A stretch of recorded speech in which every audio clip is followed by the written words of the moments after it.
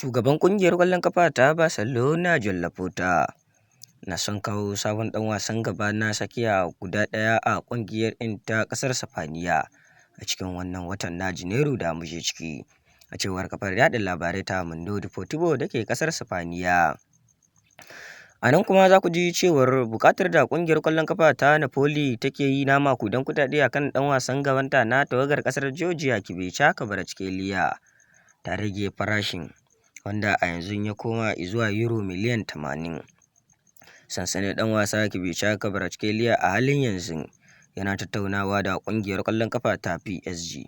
a yayin da suke shirin bayar da sama da kaso 4 na albashinsa da yake ɗauka ƙungiyar ƙwallon ƙafa ta Napoli da ke gasar Serie A da ke ƙasar Italiya, a cewar ɗan jarida Fabrizio Romano. Kada ku manta da batun danna mana subscribe a cikin wannan YouTube channel ɗin namu mai suna Layin Wasanni TV. Idan wannan shine kasancewarku da mu a karo na farko domin ci gaba da samun ingantattun labaran wasannin ƙwallon ƙafa kai tsaye. A nan kuma za ku ji cewar ƙungiyoyin gasar Saudi Pro League da ke ƙasar Saudi Arabia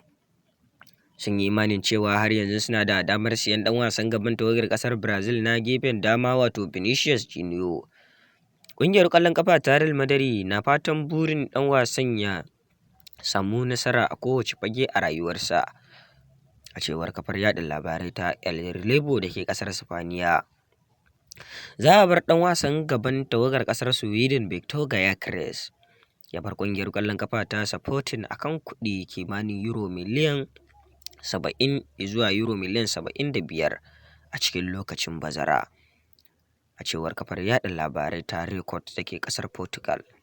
Kada ku manta da batun danna mana subscribe a cikin wannan YouTube channel ɗin namu mai suna Layin Wasanni TV. Idan wannan shine kasancewarku da mu a karo na farko domin ci gaba da samun ingantattun labaran wasannin ƙwallon ƙafa kai tsaye. A nan kuma za ku ji cewar ƙungiyar ƙwallon ƙafa ta Manchester City a shirye take ta biya bukatun ƙungiyar ƙwallon ƙafa ta Eintracht Frankfurt da ke gasar Bundesliga da ke ƙasar Jamus